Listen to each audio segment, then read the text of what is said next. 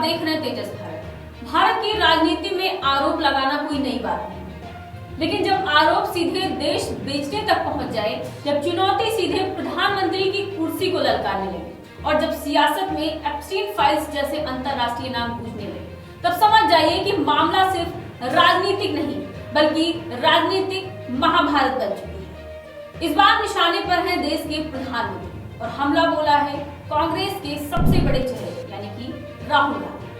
कांग्रेस नेता राहुल गांधी ने प्रधानमंत्री नरेंद्र मोदी को सीधे सीधे कंप्रोमाइज्ड प्रधानमंत्री बता दिया है और चुनौती दे दी है कि अगर दम है तो अमेरिका के साथ हुई ट्रेड डील रद्द करके दिखाएं। एक बार फिर शब्दों के तीर चल रहे हैं, आरोपों की आग भड़क रही है और इस बार निशाने पर है सीधे देश के प्रधानमंत्री।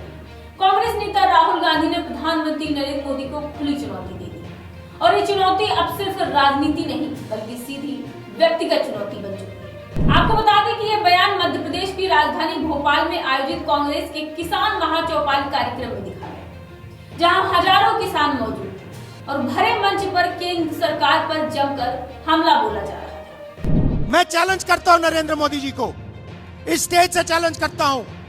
अमेरिका के सुप्रीम कोर्ट ने ट्रंप को कहा है कि आपके जो टैरिफ हैं उनको हम रद्द कर रहे हैं।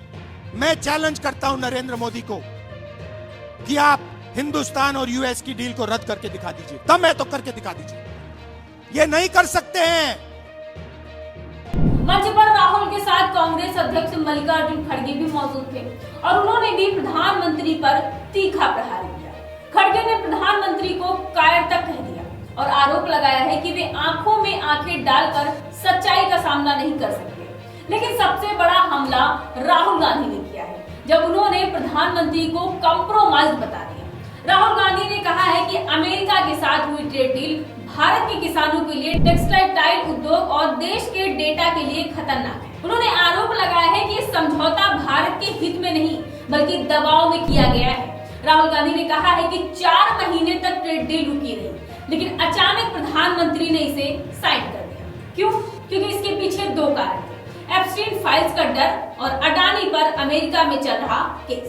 आपको बता दें कि राहुल गांधी ने अमेरिका फाइनेंसर जेफरी एप्स्टीन का नाम लेते हुए दावा किया है कि अमेरिका के पास लाखों दस्तावेज हैं, ईमेल है, वीडियोस मौजूद हैं और इन्हीं के डर से भारत ने समझौता किया है। उन्होंने ये भी कहा है कि केंद्रीय मंत्री हरदीप सिंह पुरी का नाम अमेरिका ने रिलीज कर दिया है ताकि दबाव बनाया जा सके। राहुल ने एक सोशल मीडिया पोस्ट में भी कहा है कि एप्स्टीन जैसे अपराधी के साथ उनका नाम जुड़ना यही असली शर्म की बात है। राहुल गांधी ने उद्योगपति गौतम अडानी और उनके समूह अडानी ग्रुप का जिक्र करते हुए कहा है कि अमेरिका में चल रहा केस सिर्फ अडानी पर नहीं बल्कि प्रधानमंत्री और बीजेपी के पूरे फाइनेंशियल स्ट्रक्चर पर है।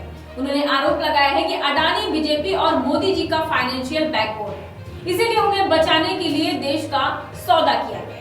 वहीं कांग्रेस नेताओं ने दावा किया है कि ये ट्रेड डील भारतीय किसानों के लिए बड़ा खतरा साबित होगा। उनका कहना है कि अगर अमेरिकी कृषि उत्पाद भारत में खुले तौर पर आए तो भारतीय किसान प्रतिस्पर्धा में पीछे रह जाएंगे और उनकी आय पर सीधा असर पड़ेगा। कांग्रेस ने किसानों से अपील की है कि वे इस डील के खिलाफ एकजुट हो जाए और इसे रद्द कर दे। वहीं आपको बता दें कि बीजेपी भी चुप रहने वालों में से नहीं है। इन आरोपों पर बीजेपी ने तुरंत जवाब दिया और राहुल गांधी के जवाबों को पूरी तरीके से खारिज कर दिया। बीजेपी नेताओं ने कहा है कि प्रधानमंत्री का नाम एप्स्टीन से जुड़ी किसी भी जांच या दस्तावेज में नहीं है और यह आरोप पूरी तरीके से झूठे हैं।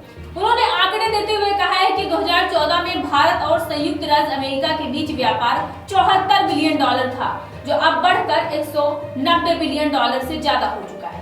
बीजेपी का कहना है कि ये ट्रेड डील भारत की अर्थव्यवस्था को मजबूत करने के लिए किया गया है, न कि किसी दबाव में। वह केंद्रीय मंत्री हरदीप सिंह पुरी ने भी अपने ऊपर लगे आरोपों पर सफाई दी है। उन्होंने कहा है कि एप्स्टीन से वो लगभग 2-3 बार ही मिले थे, लेकिन वे उस समय मिले थे जब वे सरकार में मंत्री नहीं थे और ये जानकारी पहले से सार्वजनिक है। हरदीप पुरी ने यह भी कहा है कि इसमें छिपाने जैसा कुछ भी नहीं है।